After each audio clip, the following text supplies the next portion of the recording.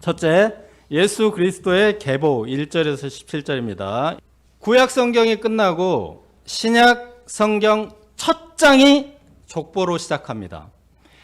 제가 기독교 학교인 대광고등학교에 입학해서 첫 등교를 할 때 교문에서 신약 성경을 나누어 주었습니다.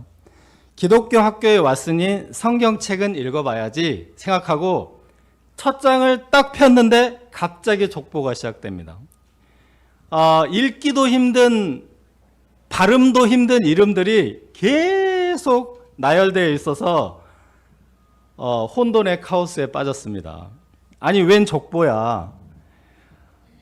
그런데 구약 성경을 읽어도 창세기에 10개의 족보가 있습니다. 그만큼 이 족보가 중요한 기록이라는 뜻입니다. 여기서 이 족보가 예수 그리스도의 계보로 되어 있는데요. MSG 성경은 The Family Tree of Jesus Christ. 이 족보에 나오는 사람들이 예수님의 가족들이라고 번역을 합니다. 예수님의 가족들이 어떤 사람인지를 보여주겠다라고 이것을 위해서 쓴 족보입니다. 메시아가 오시기까지 하나님의 약속, 하나님의 말씀을 붙들고 살아온 사람들, 이제 하나님의 가족들이라는 그런 이제 족보이기도 합니다. 그들은 어떤 사람들입니까? 다말, 라합, 룻, 우리아의 아내 4명의 여성들의 이름을 기록합니다. 고대의 어떤 족보에도 없는 여성들의 이름이 여러 개 등장합니다. 게다가 고대 영웅들의 족보는 우월함을 과시하기 위해서 과대 포장을 했는데 여기 등장하는 여성들은 정반대입니다. 다말은 시아버지에게서 자녀를 낳았고 라합은 여리고의 기생이며 룻은 이스라엘의 원수 중에 원수나라 모압 출신입니다. 사라, 리브가, 레아, 라헬 이런 어떻게 보면 이제 믿음의 영웅들 같은 그런 부담 없는 여인들을 골라서 기록하지 않습니다. 일부러 이런 여인들만 골라서 넣었음이 분명합니다. 게다가 다윗은 우리아의 아내에게서 솔로몬을 낳았다. 남의 아내에게서 아들을 낳았다. 불륜을 드러내기 위한 고의적인 표현을 써넣었습니다. 족보는 기본적으로 그 목적이 자랑입니다. 우리 가문에 이런 사람도 있다. 우리는 이렇게 훌륭한 조상을 두고 있어. 족보는 자랑하려고 기록하는 겁니다. 그렇습니다. 여기서 자랑하고 싶은 것은 이처럼 민망하고 부담스럽고 끔찍하게 보이는 과거를 가진 사람들도 예수 그리스도의 가족이 된다는 자랑입니다. 하나님은 편견이 없으시고 자비로우시고 너그러운 분이심을 자랑합니다. 물론 하나님의 자녀인 우리 기독교인들이 부도덕하게 살아도 된다 이런 뜻이 아닙니다. 이처럼 죄와 허물이 많은 사람들도 하나님의 거룩한 백성으로 변화시킬 수 있다는 구원의 능력, 변화의 능력을 자랑합니다. 우리의 자랑이 무엇입니까? 우리의 부끄러움은 무엇입니까? 우리의 죄와 허물은 부끄러움이 아닙니다. 우리에게 죄와 허물과 미련함과 연약함이 있음에도 불구하고 하나님의 자녀로 예수님의 족보에 이름을 올려주시는 하나님의 자비로우심, 하나님의 너그러우심이 우리의 자랑입니다. 사도 베드로가 기독교인의 자랑을 같은 맥락으로 이렇게 소개합니다. 그러나 너희는 택하신 족속이요 왕같은 제사장들이요 거룩한 나라요 그의 소유가 된 백성이니 이는 너희를 어두운 데서 불러내어 그의 기이한 빛에 들어가게 하시니 아름다운 덕을 선포하게 하려 하심이라. 우리 기독교인의 자랑은 우리를 어두운 데서 불러내어 그의 기이한 빛에 들어가게 하시니 아름다운 덕을 자랑하게 하려 하심입니다. 6절에서 11절을 봅시다. 다윗 왕 이후의 이름들입니다. 솔로몬, 르호보람, 아비야, 아사, 여호사밧, 요람, 우시야, 요담, 아스, 히스기야, 므낫세, 아몬, 요시야, 여고냐. 이 사람들은 전부 왕입니다. 한 사람도 빠짐없이 전부 왕입니다. 이 이스라엘의 그 계보에서 가장 막강한 권력과 부와 영광을 누린 왕들의 시대를 기록하고 있습니다. 그런데 이 시기에 나라가 발전하기는커녕 추락을 거듭하여 바벨론 포로로 잡혀가기까지 멸망하게 됩니다. 12절에서 15절을 봅시다. 바벨론으로 사로잡혀 간 후부터 예수님 이전까지 이름은 스룹바벨을 빼놓고는 아는 이름이 하나도 없습니다. 이 나라가 망했구나. 희망이 없나? 이제는 이렇게 끝나는 것인가? 그 이스라엘 백성들에게 암흑기가 온 것입니다. 이때 이제 무슨 일이 일어납니까? 그리스도라 칭하는 예수, 인류의 구주 메시아 예수님이 나셨습니다. 인간적으로 보기에는 다시는 일어설 수 없을 것 같은 이스라엘의 아브라함의 그 자손, 다윗의 그 자손, 하나님께서 약속하신 메시아, 온 인류의 구원자 예수님을 보내주신 것입니다. 저자 마태는 이 부분을 기록하며 감탄하고 감동합니다. 그리스도라 칭하는 예수가 나시니라 선포합니다. 그런즉 이 족보를 이제 세 시기로 나누어서 각 시기를 14대, 14대, 14대라고 결론을 짓습니다. 그런즉 이 모든 역사, 세계 시대는 14대, 14대, 14대다. 이렇게 결론을 짓는 겁니다.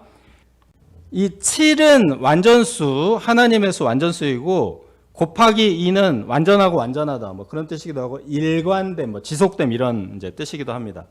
그래서 14이기 때문에 14대, 14대, 14대란 말은 모든 시기, 모든 시대가 하나님 안에서 완전하다.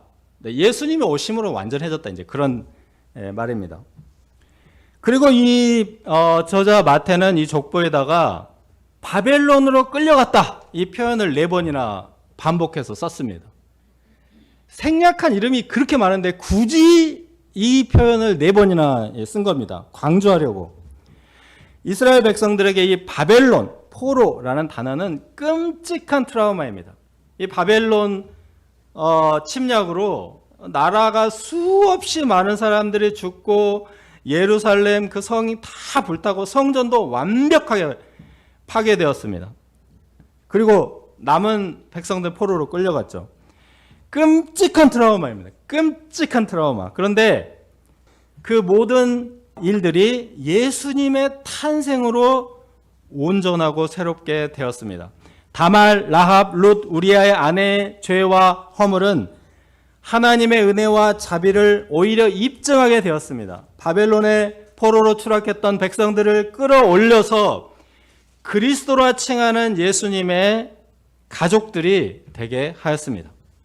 이것이 예수님 탄생의 축복입니다. 우리가 성탄에 오신 아기 예수님을 영접하는 것은 이와 같은 축복이 되는 것입니다. 우리에게 있었던 모든 사건들, 모든 아픔들, 모든 시간들이 예수님 안에서 변화되고 치유되고 새롭게 됩니다. 부끄러운 죄와 허물은 오히려 예수님의 구원의 능력, 변화의 능력을 드러내는 자랑이 됩니다. 예수님 안에서 우리 인생은 흑 역사조차도 완전한 시간으로 변하여 14대, 14대, 14대가 됩니다. 아기 예수님을 마음으로 영접하여 예수 그리스도의 은혜와 축복의 계보에 들어갈 수 있기를 기도합니다.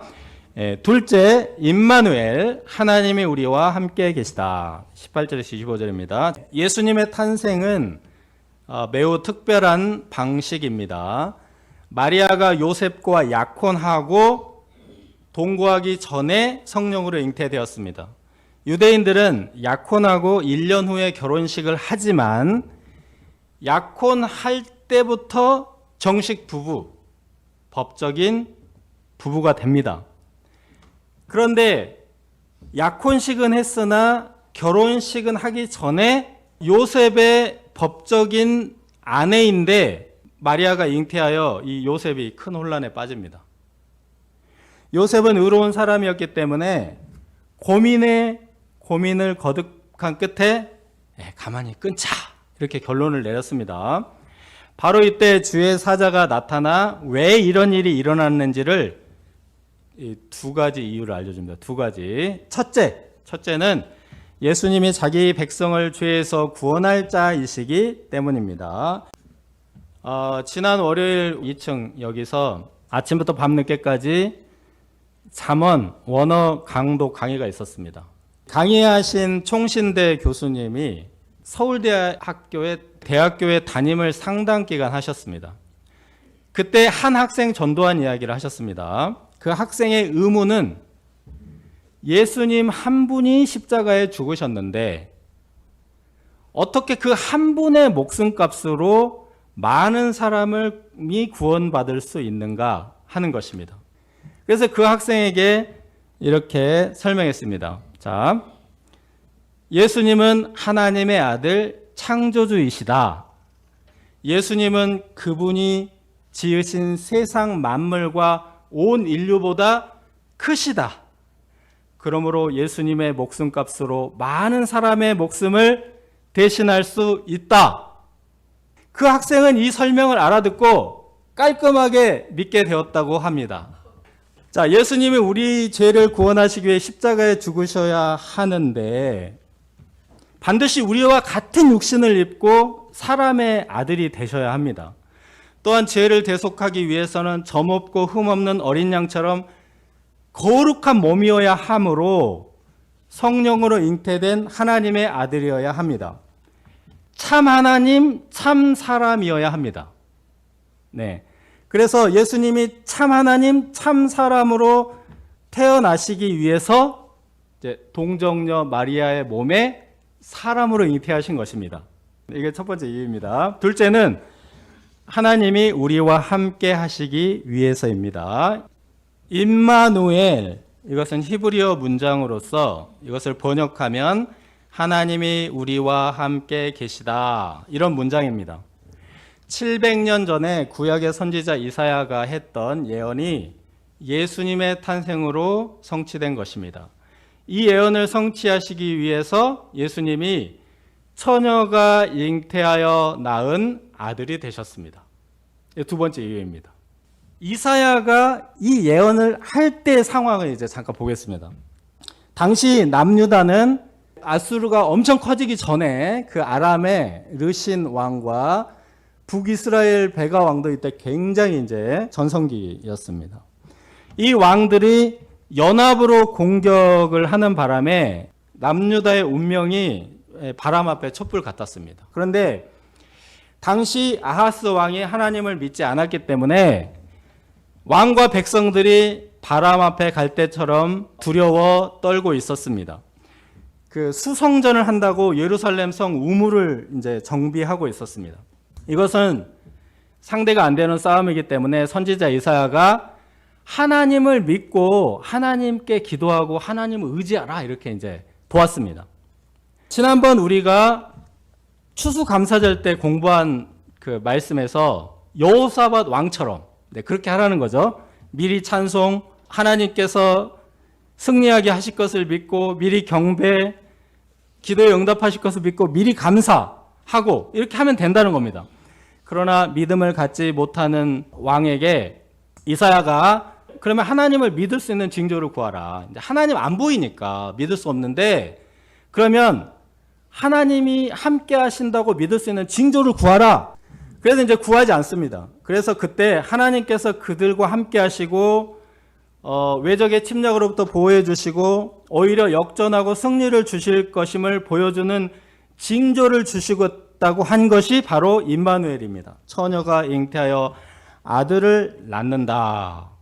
네, 이런 징조입니다.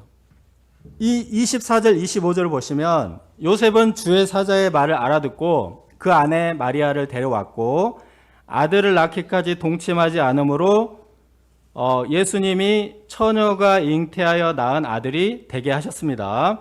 요셉은 주의 사자의 말에 순종하여 그 아들의 이름을 예수라고 지었습니다. 자, 여기서 다윗의 자손 요셉이 예수님의 이름 짓는 것이 무슨 의미가 있을까요? 아버지가 다윗의 자손인데 그 아버지가 아들의 이름을 지었기 때문에 그 아들도 누가 된다? 다윗의 자손이 된다. 이런 얘기입니다. 네. 그래서 이로써 다윗의 자손 메시아를 보내신다는 예언이 성취가 되었습니다. 이사야는 그 당시에 두려워 떠는 아하스에게 이렇게 말했습니다. 만일 너희가 굳게 믿지 아니하면 굳게 서지 못하리라. 반대로 굳게 믿으면 굳게 서리라. 네, 같이 해보겠습니다. 시작. 굳게 믿으면 굳게 서리라. 이 말을 하고 싶었던 것입니다. 굳게 믿으면 굳게 서리라. 하나님을 믿는 데 있어서 장애물 중에 하나는 하나님이 보이지 않는다는 것입니다. 그래서 보이는 문제, 큰 장애물, 큰 대적, 이 보이는 힘든 상황들 앞에서 흔들릴 때가 많습니다. 그래서 하나님은 보이지 않지만 살아계신 하나님을 믿도록 징조, 기적, 이적을 보여주십니다. 초자연적인 징조, 기적, 이적을 보여주시는 이유는 보이지 않지만 하나님이 존재하신다. 그리고 그분을 믿는 자들과 지금 여기서 현재적으로 함께 하신다. 이것을 굳게 믿게 하려는 것입니다. 자, 마태복음은 임마누엘로 시작하여 임마누엘로 끝납니다. 1장에 이제 임마누엘, 예수님이 태어나면서 임마누엘이시다, 하나님이 우리와 함께 계시다라고 말했고, 마태복음 마지막 장 마지막 절에 내가 세상 끝날까지 너희와 함께 항상 함께 있으리라. 이거 임마누엘입니다. 똑같은 말입니다. 이렇게 끝납니다. 마태복음 임마누엘과 임마누엘 사이에 일어나는 모든 일들은 무엇이다? 하나님이 함께 하심. 하나님이 함께 하시면서 우리에게 하시는 일들이라는 것입니다. 이 마태복음을 쭉 읽어보면 죄사함을 선포해 주시고 온몸이 썩어가는 나병 환자를 깨끗하게 치유하시고 12의 혈루증 앓는 여인도 구원하시고 제자들이 탄 배를 엎으려는 광풍을 잔잔케 해주십니다. 십자가의 죽으심으로 죄를 대속해 주시고 부활하심으로 영생과 하나님 나라 산소망을 주십니다. 예수님을 구주로 영접한 자들은 항상 함께 하셔서 이렇게 보호하시고 돌봐주시고 구원하신다. 이것이 임마누엘 메시지입니다. 그러므로 이 예수님을 굳게 믿는 자는 굳게 설 수 있습니다. 배를 뒤집을 것 같은 광풍 속에서도 하나님이 함께 하시는 믿고 잠을 잘 수 있습니다. 예수님의 제자들은 거대한 로마 제국과 그들의 박해 앞에서도 굳게 믿고 굳게 서서 기독교가 오늘날에 이르게 되었습니다. 처녀의 몸에 잉태되어 나신다는 것은 우리가 정말 이해하기 어려운 일입니다. 그런데 하나님께서는 이렇게 해서라도 사람들의 눈에 보이는 모습으로 오셨습니다. 그리고 이를 통해서 우리에게 말씀하시려고 하시는 것입니다. 내가 너희와 함께 있으리라. 너희 곁에 함께 있고 싶어. 세상 끝날까지 너희를 떠나지 않을 거야. 사랑의 메시지입니다. 우리가 처녀가 잉태하여 나신 아기 예수님을 구주로 영접합시다. 하나님이 함께 하시는 축복을 누릴 수 있기를 기도합니다.